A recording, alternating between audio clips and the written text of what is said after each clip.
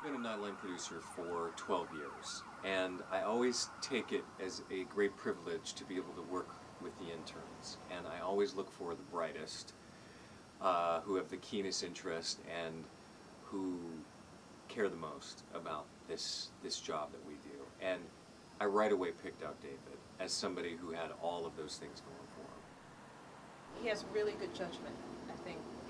And also he has a really good learning curve, one of the best that I've ever seen. Journalism is something that's not so much taught as caught, and he is hopelessly infected, and anybody who wants a good, hard-working journalist ought to take a very close look at him. Woodrow Wilson, a man who spent many days in this city, once said, "I don't only use all the brains that I have, but all the brains that I can borrow." After working with Nightline, I can appreciate the former president's words. Being able to learn with the best, work with the best, and grow with the best has given me an intrinsic understanding of what it takes to write, report, and produce programming that matters. I believe that in reporting the news, you can offer the viewer an insightful perspective and deliver it in an entertaining manner. Following this short video, I hope that you will agree and consider letting me join your team. From ABC News, this is Nightline. Night after night, I researched and co-produced a national broadcast that taught me how to work in three major news categories. Breaking news. We have caught the sniper like a duck in a noose, end quote. In-depth coverage. This is a Nightline special edition. ABC News 2002, The Vote. And critical analysis. His daughter Nadine, who was locked up for almost 9 months in this building too, rushed to embrace him at the detention center. My goal? To create something of value from the news that will help the viewer make better sense of the world around them. To offer viewers something that they cannot get anywhere else on television, demonstrating that quality programming can be both popular and profitable. For Nightline in Washington. I grew up with television, and so I understand what pleases the eyes and ears.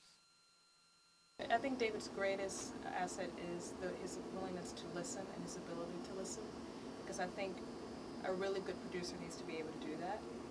And I also think that he has really just exceptional news judgment and has a really good learning curve. Trent shouldn't resign, Trent shouldn't resign, Trent, that kind of thing.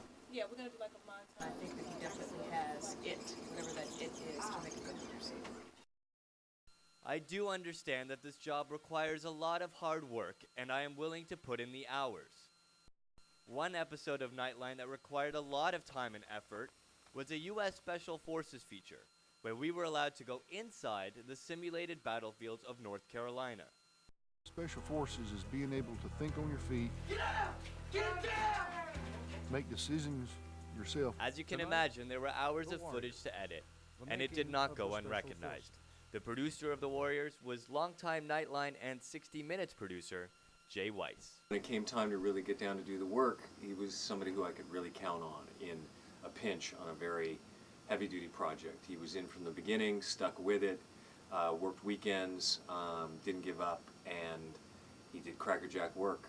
And it's the kind of person that I wish I had more of around. Researching is another element that I believe is crucial in adding context. Jon Stewart, the host of The Daily Show, unfortunately found this out the hard way and admitted as much in the Nightline Up Close feature that I researched for Mr. Koppel. You didn't stay with the mosquito sorting. Mosquito sorting was, someone has clearly handed you a resume. A resume, I have learned a lot, and have even got to go on some glamorous assignments at the Pentagon and at the White House. But most important, I have learned that to be successful in this industry, you have to work as a team. Tom Batag, Nightline's executive producer, continuously stressed this key principle, and in doing so, he instilled it in me as well. I would say to anybody who asks, what was Nightline's experience of David? It was that he was a people person, much beloved by everybody, person of enormous energy, enormous curiosity, and a person of real quality and values who loves journalism. So how did I end up in Washington? I was born in Johannesburg, South Africa in 1978. The youngest of 3 siblings, I can remember as a child sitting in the back seat of my parents' car driving on the M1 highway past an unknown town called Alexandria. Alexandria and its sister township of Soweto were 2 places that I knew nothing about. When you are brought up in a nation that hides its true self from you, you become acutely aware that everything is not as it seems.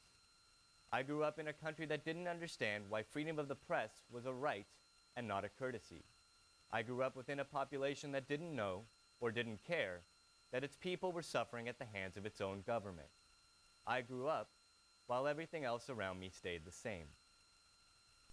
I immigrated with my family to Toronto, Canada in June of 1988. I was 10 years old. Reporting from South Africa, Ted Koppel. But it was on the television where my eyes were opened not only to the news, but to the real history of the country that I had just left. Nelson, you're not going to nationalize the assets of the white people. I have worked for my banks, my mines, my businesses, and my farms. You are not going to take it. Stop your violence, stop your nonsense.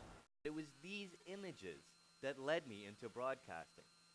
After completing a political science degree at the University of Western Ontario, I entered Ryerson School of Journalism to study and master this craft. We're going to take a look at international news now, and British Prime Minister Tony Blair outlined this morning his long-awaited decision cooler heads to go ahead with their following proposed layoffs yesterday's in their heated Ontario plants. Senate debate on Iraq.